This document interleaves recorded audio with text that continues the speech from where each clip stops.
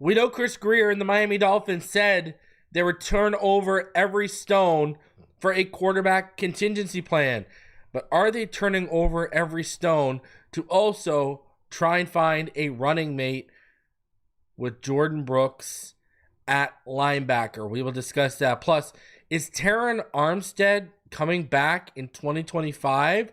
And did he kind of acknowledge the soft narrative and that this team needs more dogs? We will talk about it all. Smash the like button, subscribe if you're new, and let's get into this.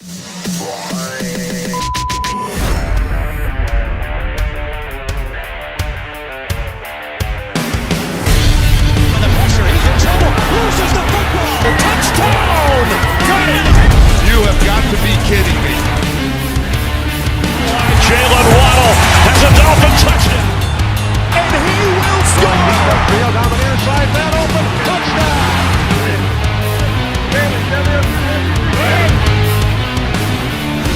The run from Tua Tagovailoa. Touchdown! He's going deep. He's got it for the touchdown again.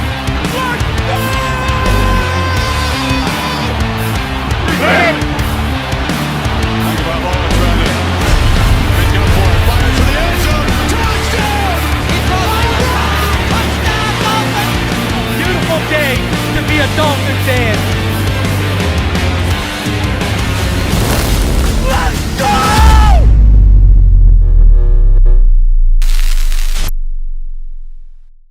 What is good, Fin Nation? What's good? It's your boy Reason. And we are back here for another one as we are only a few days away from the Super Bowl concluding, and for everyone to be caught up to being into the offseason. So as you come through, do me the favor, smash that like button, subscribe if you are new. I am running solo dolo today because Neil Driscoll is down and out with the flu. So that is where we're at. We should be back next week for Fin Too Deep for all of you. All right. Listen. Tyson says here, hopefully the Dolphins make some kind of move that will make me believe again. Listen, you don't think we all notice? Dolphin fans are checked out. Rightfully, who can blame them? Who can blame them right now? You know, I do think, you know, here's the deal. I think it's rough for everyone right now because we're having to sit through the playoffs when we just want the playoffs to end so we can get to the offseason and we can start seeing what these guys are going to do to fix the situation. We're ready to see what their fixes are. Whether they're good enough, whether they're not good enough, remains to be seen. And so does their fixes themselves. But we're ready for that stage, and we're ready to initially get into that stage, I think. I just, you know, the pain is real right now everywhere in Dolphin land. You can feel it. You know what it is. You know, it is what it is. You know, and now I don't even want to use that fans want hope, but you know, what you said is true. People want to see good free agent moves. People want to see the offensive line upgraded. People want to see this Tyreek Hill thing figured out. You know, there's a whole bunch of stuff people want to see before they believe again. And I think a lot of people right now have gone into, and again, rightfully so, have gone into a I'll believe it when I see it type of attitude.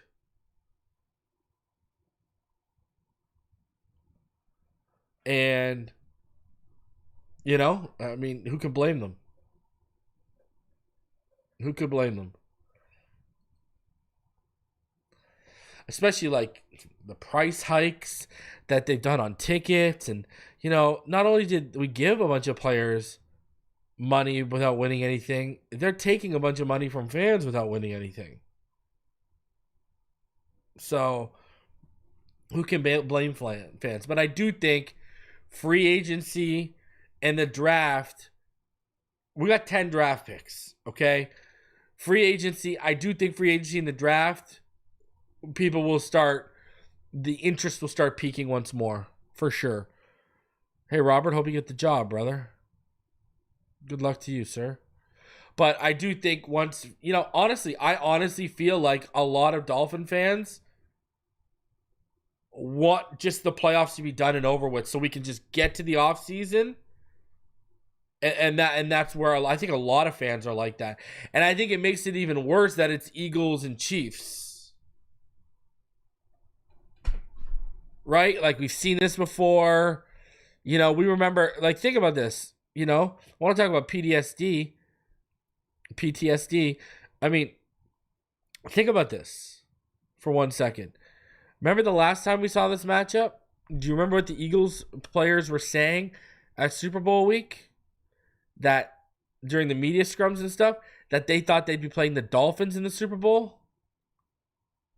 We've gone from that to competing for the division title, and then last year in week 18, and the number 1 seed in the AFC in week 17 before we got blown out by the Ravens. We've gone from the Eagles thinking we were going to go to the Super Bowl in 2022 to actually competing for the number 1 seed in the AFC and the division title at the end of the season last year to not even making the playoffs. So I think a lot of Dolphin fans just want to get the playoffs done. They want to move on with their lives. And who can blame them?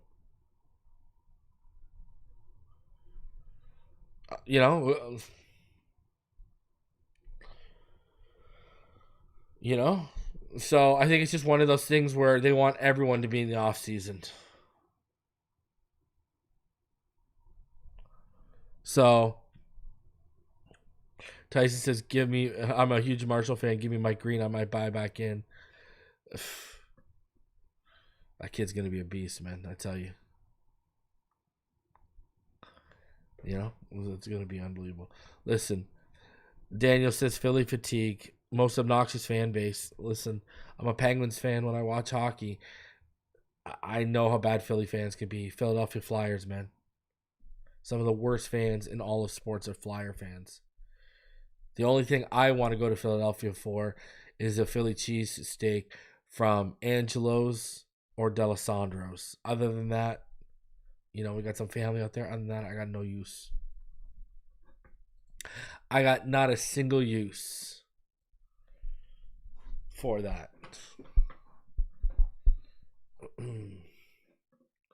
Oh, by the way, I guess we should say this episode is sponsored by BetUS. Shout out to BetUS for powering this episode. Forgot to get that one in, so there you go. Shout out to BetUS. Philly fans boot Santa Claus at an Eagle game. If you ever want something funny to watch, well, it's not even funny. It's just brutal.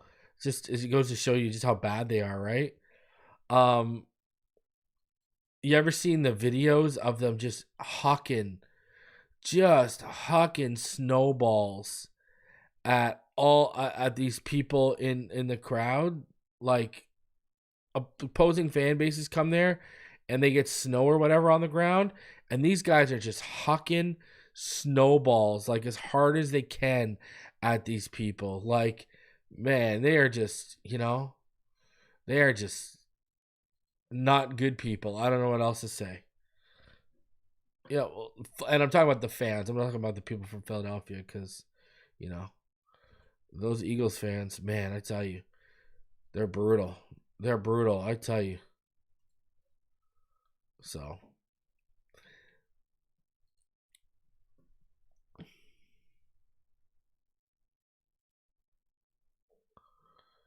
I've been watching some of your Tua tapes along with some other breakdowns of his throwing motion. The kid is pure accuracy and velocity on the ball. We're talking about Tua. Well, the good thing about Tua is when you can go back, you can watch year by year, the improvement in terms of velocity and mechanics because he's working on it, right? So you can actually see that. So that's a kind of a good thing. Like I said, let's get into everything here. But before I do, what are your picks for the early props? Do you have KC as a team to score first? Do you have the first score of the game for them is a TD? Or which team do you have to score last? Go over to BetUS right now. Go use it as your number one sports book and betting app for your Super Bowl props, money lines, and point spreads. And use promo code YouTube150. That's YouTube150. Get your first 3 deposits matched up to $2,000 by 150% by using that promo code YouTube150. Some of the quickest payouts in the industry, 24/7 customer service. Shout out to BetUS for sponsoring the channel. All right. Sorry, I'm actually a little under the weather too, so don't mind me if I'm a little foggy today. I am a little under the weather, but the train keeps on rolling and we got stuff to talk about. That said, let's get into this. Now, let's start off with let's start off with the Miami Herald. And we had a little bit of a nugget in one of these articles a couple of days ago from Barry Jackson, and he had another little nugget in his little series about, he's going by position and who should stay, who should go, blah, blah, blah, blah, blah, right? So, what's interesting is when they were, we're going to get into the article here, but I'm going to show you a specific part. I'm not going to go over the whole article because he talks about everyone, right? Talks about Calais Campbell and how it's going to cost more than $2 million, like he accepted in May. Calais is going to make a decision by March, and he said he'll strongly consider the Dolphins if he plays again. But where it really gets interesting is the linebackers. And I'm going to bring up this article here. Look at what he says here in this article. Thank you, Robert. I appreciate it. I got it. My kids and my wife got me sick, so here I am. When you get into here, when he's talking about making the decisions, right? This part is players whose futures require thought. And what he says here about the free agent linebackers, let's read this here. You can see what I'm talking about. Free agent inside linebackers Walker, Jr., Dotson, and Duke Riley. Dotson made a strong case to return with a gem against Cleveland and interceptions in the final 2 games. Perhaps the Dolphins could get by next season with a cheap combination of Dotson and Walker opposite Brooks. But look at this next line. My early indication is that the Dolphins want to seriously consider other options before committing to either Dotson or Walker. Listen, I had conversation privately with people, and they'd be like, "Oh, Dotson. Oh, he's I want to keep him. He's number 2." Yeah, I want to keep him. He's not a number 2 though. Dotson is a third guy. He's a rotational piece. Dotson is not a legit number 2. I'm sorry. He's very up and down. He is the definition of feast or famine. Okay? That is what I've learned in the small sample size I got with Tyrell Dotson. But I'm down to keep Dotson, but as Duke Riley's replacement. This goes into what I've been telling my patrons and my channel members. I've been hearing for quite some time. And go back and find them. If you're a channel member, you can go back and find the written version. If you're a Patreon, you can go back and find the video version. I've had updates. The Dolphins are high on Jalen Walker, the linebacker out of Georgia. I've heard early indications with the draft. Linebackers high. Now, I don't know if they'll take Jalen Walker at 13. He might be gone, to be honest with you. A lot of people are high on Jalen Walker. But, you look at this class, and, you got Jahad Campbell as well. He's a stud. Everyone knows I'm a fan. I'm a pretty big fan of a couple of guys in this class at that position, that being Chris Paul from Ole Miss, Chris Paul Jr., as well as Demetrius Knight from South Carolina. Those are like my guys in this draft at that position. But there are legitimate options here at linebacker. When you look at the draft, there are some intriguing options here. Now, I know some people, there's other guys they're into, like, I don't know, for example, I know a lot of people are like Carson Schwessinger, Danny Stutzman, Jay Higgins from Iowa is another guy I really like. Jay Higgins, Chris Paul, and Demetrius Knight are my guys in this draft at that position. But you look at Jalen Walker, Jahad Campbell, Bear Carter, Carson Schwessinger, Danny Stutzman. You just look, there's a lot of guys in this draft. I find that interesting. But then when you flip to free agency, it's kind of interesting there too. Everyone's going to say they want Dre Greenlaw. You know who I want? I want Nick Bolton. I remember Nick Bolton, the year before Leo Chanel, Nick Bolton was my huge draft crush. Nick Bolton is a free agent. Now, I know in coverage, but man, he's a winner. Nick Bolton's a winner. He's fantastic against the run. The guy hits like a hammerhead shark coming full tilt at you through the water. I mean, I would love Nick Bolton. Dre Greenlaw, the tie-in is with McDaniel, but again, Dre Greenlaw had an Achilles injury. He'll probably look better this year than he did last year, but he was shut down after 34 snaps in 2024. He's obviously better in coverage than Nick Bolton. But man, I would love Nick Bolton. I'm telling you. I would love Nick Bolton. Man. What are we talking about? We want dogs, right? We want some nastiness. We want some edge. What do you think Nick Bolton is? All that in a bag of chips. Like, man, that is a guy you want. Nick Bolton next to Jordan Brooks would feed families for generations in Miami. But because Nick Bolton is probably going to be the top linebacker on, he's probably going to be the top linebacker option, he's going to get paid.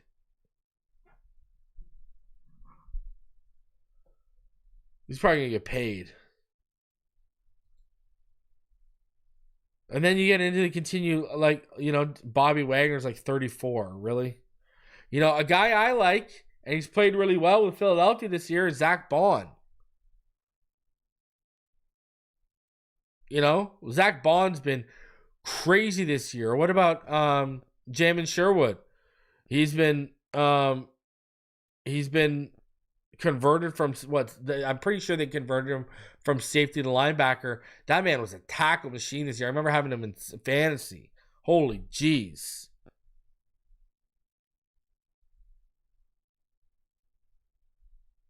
So there's options. Another one is a guy I've talked about. Actually, I think he was either on last year's free agency list or the year before, but Robert Spillane is another one too, right? The guy's a tackle machine. Holy jeez. Great run defender. Sure tackler. You want a guy, I'll tell you this much. In that Green Bay game where everyone was missing tackles, Robert Spillane wouldn't have missed any tackles. Let me tell you that much. But hey, don't remind me about Frankie Lavu, Justin. I wanted to trade for Frankie Lavu. See, I don't know if Bond's going to get the bag because this is only really his big year. He's only really had one big year. He had a career year. And he balled out. But before that, I liked him. Actually, if you remember, I liked Zach Bond coming out of college. But, man, I know people are going to say Dre Greenlaw. The problem with Dre Greenlaw is, he's coming off an Achilles. Now, at least he's not like in his 30s. He's not even 28 yet. But, man, it was, I don't know, man. Coming off an Achilles injury to the point where that Achilles injury shut him down last year. I would love Nick Bolton, but Nick Bolton's probably going to get paid the most. I would love Bobby Wagner, but he's going to be 35. You know? I don't know. Ernest Jones, not a huge fan. I'm telling you, there's options in this draft, though. I'm telling you. You can go get me Chris Paul or Demetrius Knight or, Jay Higgins from Iowa. And we cooking. And we are cooking. I like the linebackers in this draft. And it's crazy. That's one thing we need to be watching at free agency. Linebackers in position. Because here's the thing. I would bring back Dotson on a good contract to replace Duke Riley. You still got to find that number 2. And honestly, I think that is the perfect scenario to bring in a good rookie. Now, I know everyone's going to have, we talk about it again, everyone's going to have PTSD due to what happened with Channing Tindall. But I knew Channing Tindall was the wrong pick when we made it.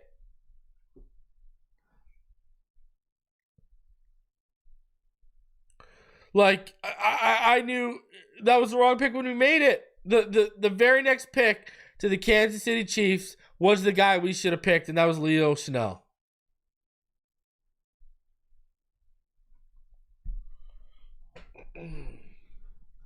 So, they picked the project, the athletic. They picked the upside on the traits, but they didn't develop it. This is what worried me. See, this is what worried me. You remember when everyone was making a big deal and they were trying to say that Tua didn't understand the playbook? And I was like, yo, these guys are, whoever's saying this are freaking idiots. This is not true. This was not what Tua was saying at all. Blah, blah, blah, blah, blah, blah, blah. And now you look at, we clearly know that was a lie. That was a fabrication. That was people just trying to create a narrative and create clicks. But then you had Channing Tindall come out and actually openly admit that he couldn't grasp the playbook. And then what happened? We changed defensive coordinators. I said, this isn't going to be good. If he's already having problems picking up verbiage, picking up the playbook, what's going to happen when we... And sure enough, what happened?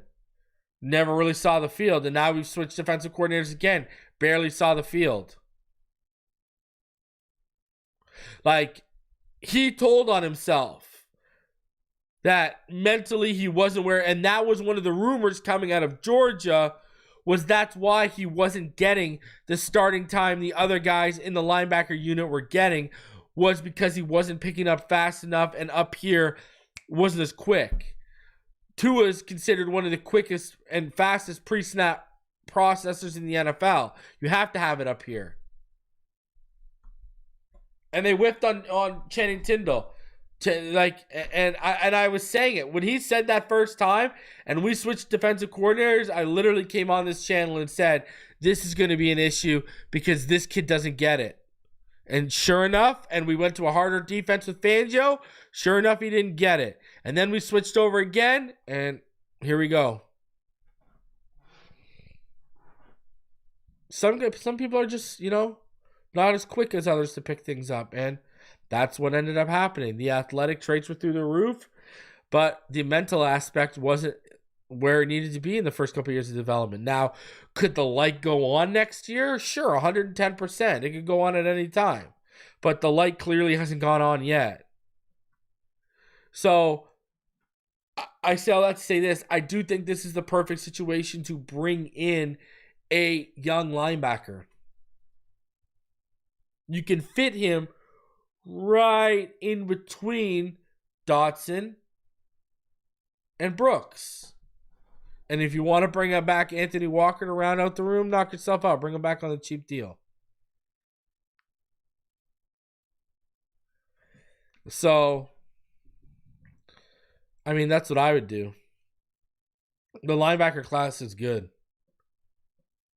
The linebacker class is pretty good. So, I don't know. I mean, let's be honest here. Maui Go is going to be a UDFA. If you could get a Demetrius Knight or a Chris Paul or a Jay Higgins or maybe a Barrett Carter, outside that first round, I think you're winning.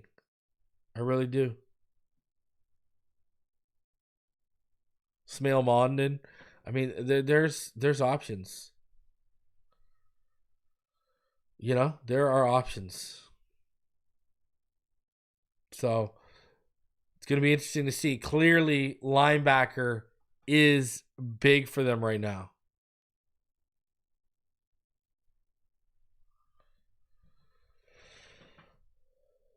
No, you don't blame. No, see, that's not. No. That's not how it works. No, first of all, no.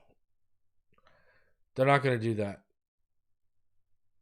They're going to restructure Chubb, save $13 million. Garrett's got to. You don't sign Garrett. You got to trade Garrett, and you're gonna have to trade a first and a second, or a first and a third, and then sign it on money.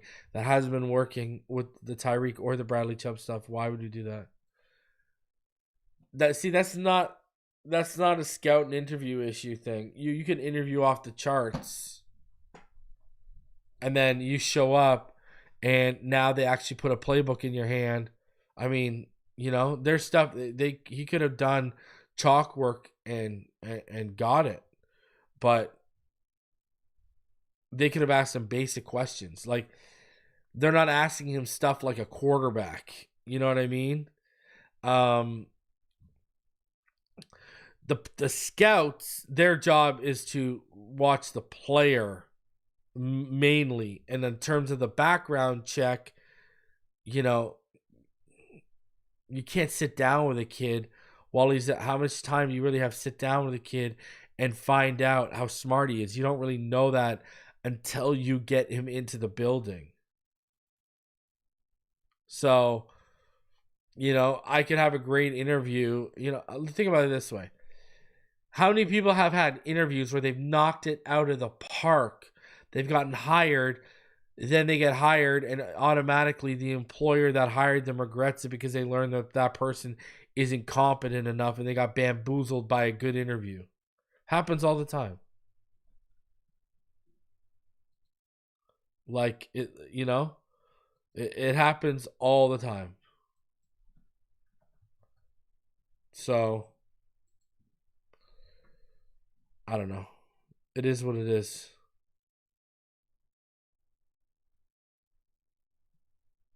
I can't sit there and blame the play. That's kind of on the player, man. That's kind of on the player. I can't put that on the scouts. Because you saw what they saw if you watch the tape. You saw the traits, all that kind of jazz. So, but we'll see. It's a little interesting. This linebacker room, listen, they got it right. I've been telling y'all for years, move off of Jerome Baker. They did. They brought it. I was super hyped for the Jordan Brooks signing. He ends up being a dog. And see what happens?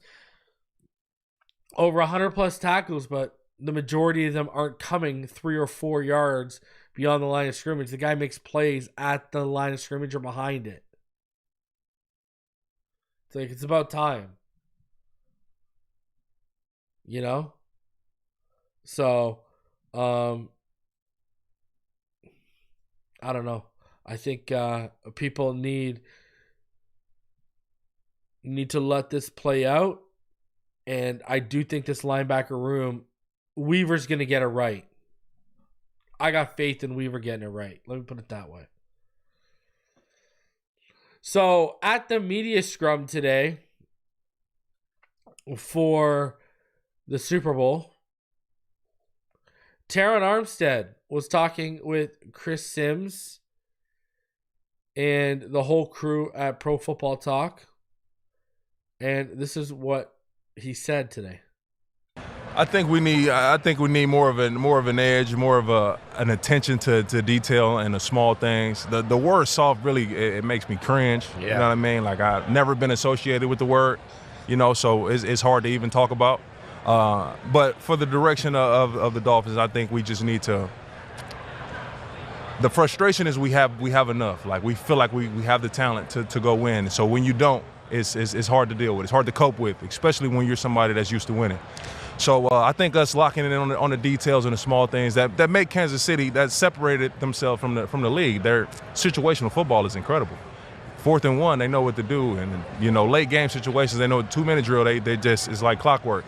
I think those are things that we need to lock in and focus on more. Like, down to down, we can play with anybody. We can be as physical as we want to with anybody, down to down. It's just the situational game has not been our friend, and we have to make that something that's a huge emphasis moving forward in order to win big games.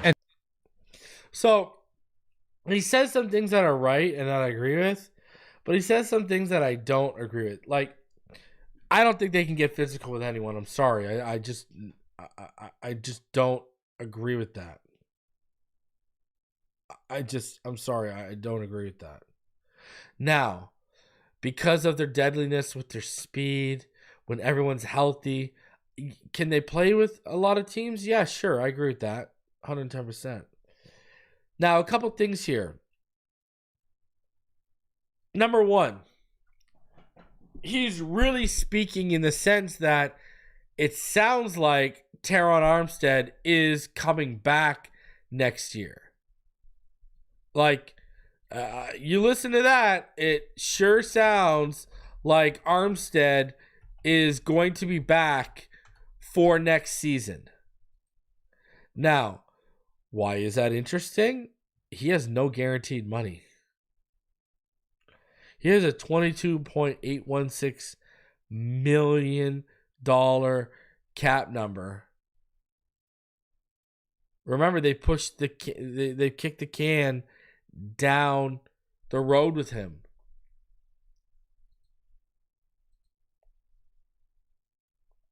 If he's a post June 1st cut, they save $15 million and they take on $7.8 million in cap.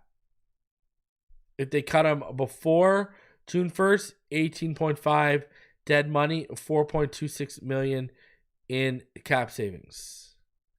I don't assume they will find a trade partner for him, but they're the same numbers. Now, they can restructure him, and they save $9.558 million. So there'll be a restructure and new money, but it sure sounds like he's coming back. Now, if this comes to, man, if this comes down to Terron Armstead coming back, did you draft Patrick Paul a year too early? Because that's going to give you 2 years of Patrick Paul sitting on the bench. Now, good chance Patrick Paul gets some reps next year if Armstead comes back, given his injury history. The issue here is we want to know what we have in Paul right away, because if he ain't the answer, we got to move off of him. And then what do you do here if you're McDaniel and Greer? Are you bringing him back to bring him back when he plays? He's top 5 in the game, but that's when he plays. His body has been breaking down even more so the last few years than it was in New Orleans. He can't even get. Remember, he didn't even come into this regular season healthy, and we gave him most of training camp and the preseason off, and he still didn't come into the regular season fully healthy. Because you're at 13. There's going to be tackles there. You know? Kelvin Banks, a guy who can play tackle and guard, going to be there. A guy who is really rising on my board the more, like, man, I did a refresher on his tape, and Armand Membo, he's going to be there. He can play tackle or guard for you. I've said, I think Greer's going to love Josh. I've said this for months. I feel like Greer's going to love Josh Connerly Jr. He's going to probably be on the board. Josh Simmons this year had some of the best tape of the class. He's probably going to be on the board. There's going to be tackle options, and some of those tackle options, a guy I want, Jonas Savannah, can play tackle or guard on the right side, albeit. My point is there's going to be tackle and guard options available. And there's going to be tackles that can play guard or tackle available on the left side.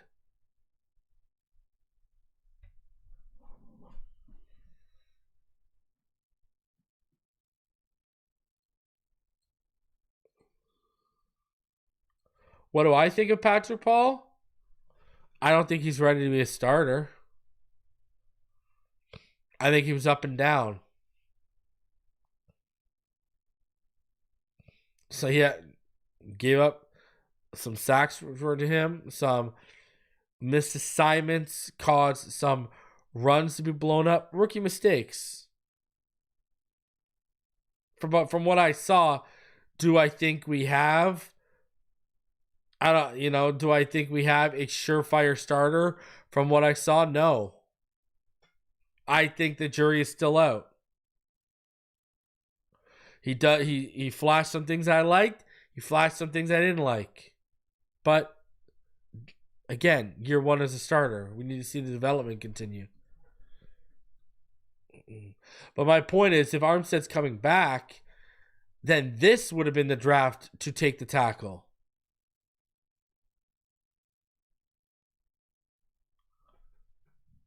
You know?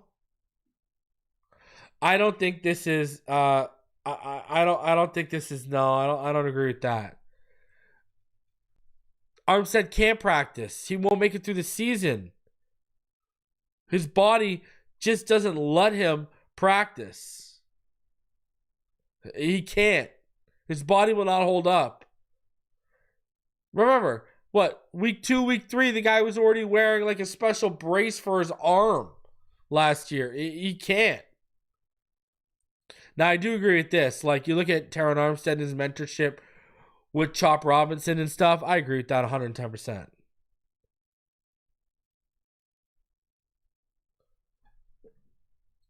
I think Jackson is fine where he is. Jackson at guard experiment did not work. And I think Paul, I've said it since we drafted him. I'll say it again. He's a natural left tackle. I don't want him moving around. I didn't like when they're moving him at right tackle. And when they did move him to right tackle, he struggled this year because he is a natural left tackle. I just don't look at him as a guy who's, when I look for guys who can convert from left tackle to right tackle, you don't only have to have it up here. Your body and your athleticism, it matters in that. Your technique and your fundamentals, now they really matter. Because you got to retrain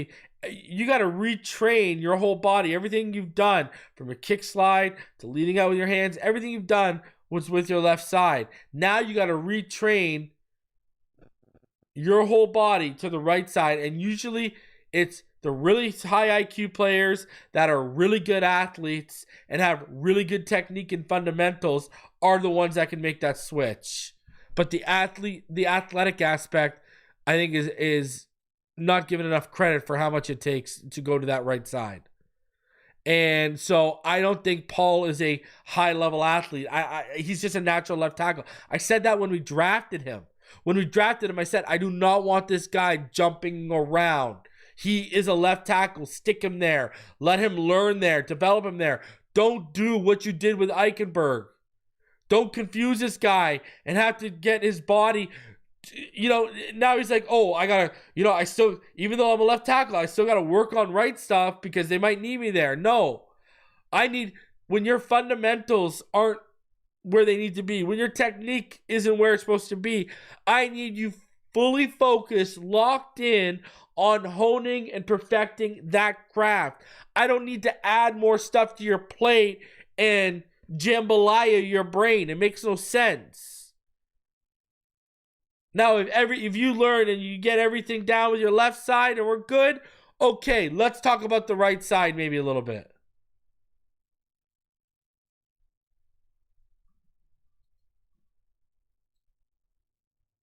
Like, that's where I'm at.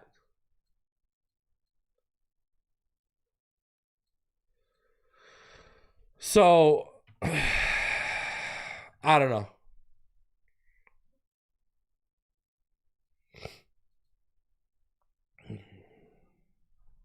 You know, like, he's not a guard, you know? Like, you look at all the stuff he does in short air, like in a phone booth, you know, the way his athleticism works out, Patrick Paul is meant, he can climb to the second level, right? He can get into space. He can do that stuff. But he's not meant to be in a phone booth,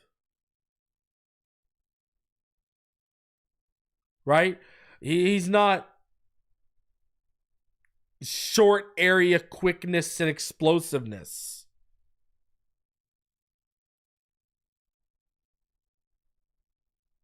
That's not his game. So you need to stick him at left tackle and you need to leave him there. That's where he needs to stick.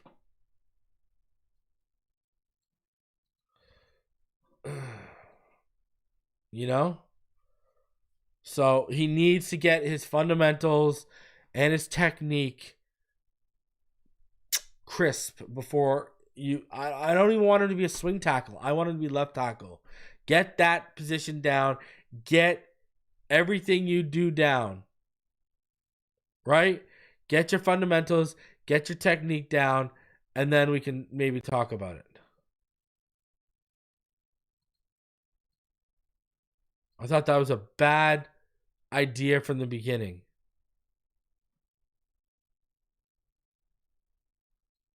So, yeah.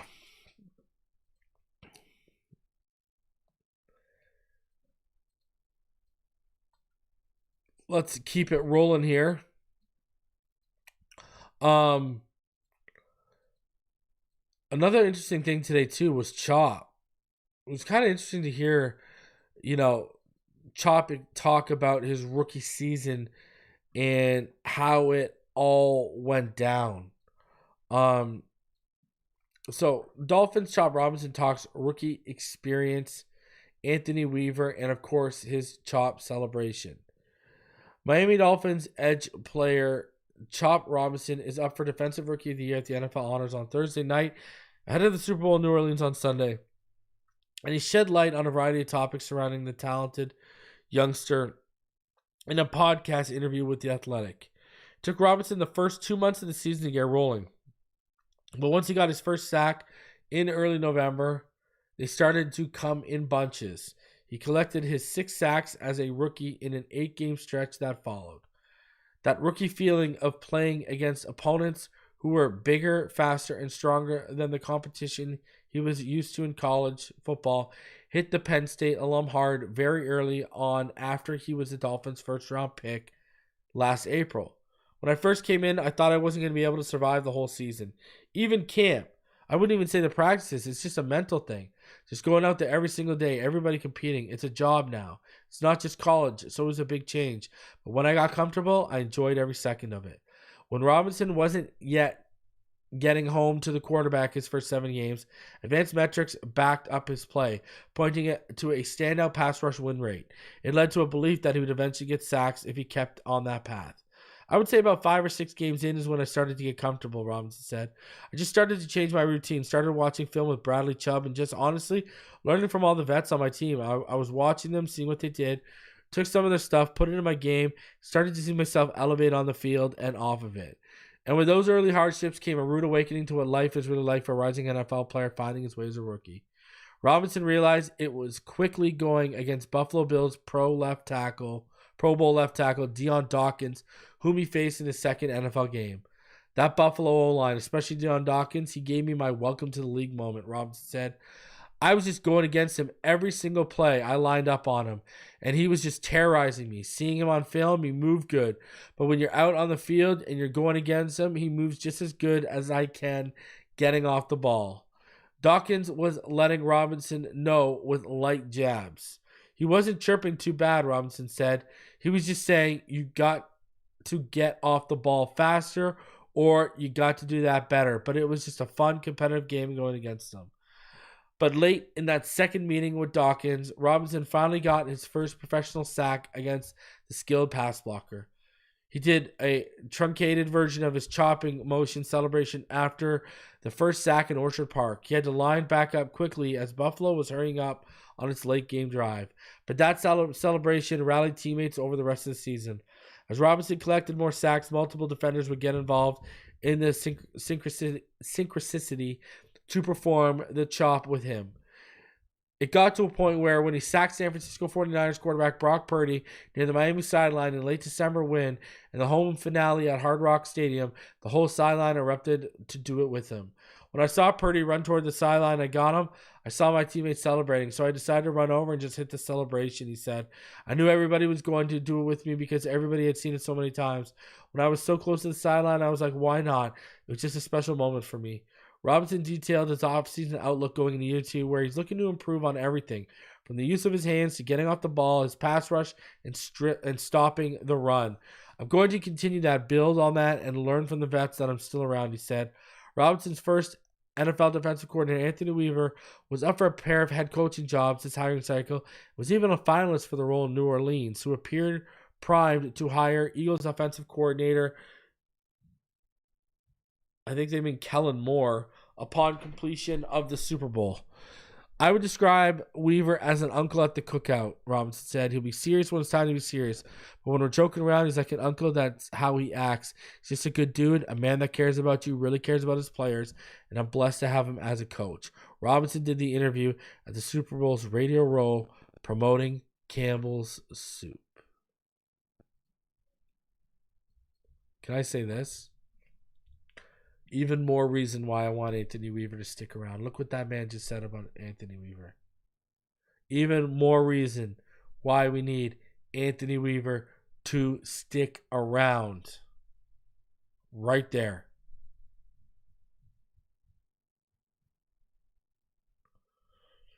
The players connect with him, man. And if you got to move on from Mike McDaniel, Anthony Weaver might be your answer. Just saying. Players connect with him. He'll know your personnel on both sides of the ball, and he'll probably have the balls to make the decisions that that this regime doesn't have the balls to make right now. Now, again, it's kind of crazy that we hear, the 5, 6, 7 games. It's very similar path to Jalen Phillips, right? Jalen Phillips, the first 5, 6, 7 games, very quiet. Then he just kind of blew up a little bit. But again, we go back to Terron Armstead sticking around. What I like about Chop is this kid is a sponge. He takes the coaching not only from his coaches, but from the veterans he's around. Look at even mentioned again in that interview multiple times that he's going to continue to learn from the veterans that he's still around this year. He's got the drive to be better. He's got the drive to be the best version of himself. He continues to work on improving himself. I'm telling you, man, the Dolphins got a stud in this kid. You watch. This kid's got it, man.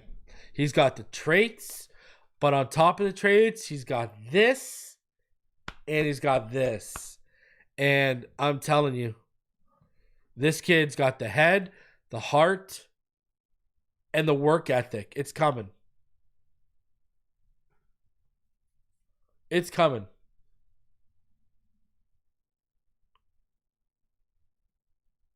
Man. Shout out. Man. Shout out to Anthony Weaver, and Chop Robinson, man. All the kids that doubted it. All the people that doubted that man. Like, unbelievable. All the people that doubted that man. Didn't want to give him a shot. Wanted to, man, I can't believe people compared him to Charles Harris. That is just nasty work. You had people comparing him to Charles Harris, man. Wow. Deion Jordan. My God. My God. Nasty work. Just nasty.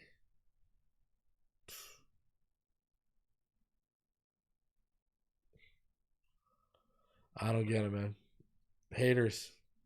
Hater gonna hate because someone's got to do it. My Lord. Let me tell you that. Guys, smash that like button. Subscribe if you're new as you come through.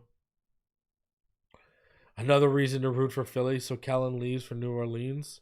Don't forget, I'm going to be live on Sunday for the game. Listen, I think Weaver does have dogs on this defense. I just think they're hurt. Phillips is a dog. Chubb in 2023 before he got hurt was a dog.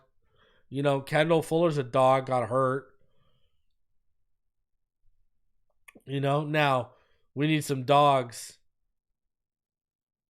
in that safety room.